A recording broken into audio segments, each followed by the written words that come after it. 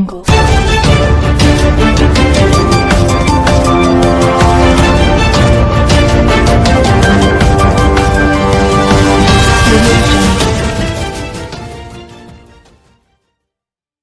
वालेकुम। Asia 41 news के साथ मैं हूं आपकी मेजबान मुतरबा यूसुफ। खबर शामिल करते हैं लोधरा से। हमारे रिपोर्टर शाहिद नोनारी के मुताबिक लोधरा में तजावजात के खिलाफ सख्त कार्रवाई। लोधरा में वजीर आला पंजाब उस्मान बुजदार के हुक्म पर assistant commissioner Lodhran Amna Maududi, chief officer municipal committee Zuhaib लगारी और इन्फोर्समेंट इंस्पेक्टर कमल समी ने अपनी टीम के हमरा गुज़िश्ता रोज नाजायज तजावजात के खिलाफ सख्त कार्रवाई करते हुए दुकानों के सामने बने हुए थड़े और तंदूर जो मेन रोड पर बने थे उनको अपनी जेर निगरानी में मस्मार करवा दिया।